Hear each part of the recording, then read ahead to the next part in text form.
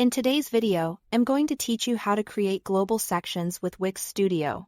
To get started, open your site in Wix Studio and make sure you are on the editor canvas where you can clearly see the section you want to work with. Global sections are useful because they let you reuse important layout elements across your site, which helps keep your design consistent and saves time when you need to make updates later. For example, if you use the same header, footer, or repeating content area on multiple pages, turning it into a global section makes managing those elements much easier. Once your site is open, go ahead and click the section on your canvas that you want to convert. Be sure you are selecting the full section and not just an individual element inside it, like a text box, image, or button. This part matters, because the option you need will only appear when the section itself is selected properly.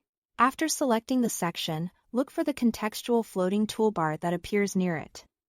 On that toolbar, click the three dots icon to open more actions. This menu gives you access to additional settings and tools for the selected section. Take a moment here to confirm that you are working with the correct area before moving on. From the More Actions menu, choose Set as Global. This tells Wix Studio that you want to turn the selected section into a reusable global asset. Once you do that, you will be prompted to choose the section type. Select whether the section should be a header, a footer, or a regular section. Headers are ideal for top-of-page navigation and branding. Footers are typically used for bottom-of-page information, and regular sections work best for content that appears in the middle of a page.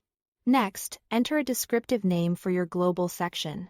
Try to use a clear name that helps you identify it later, especially if your site includes multiple reusable assets. A simple, organized naming style can make your workflow much smoother as your project grows. And that's it. Thanks for watching.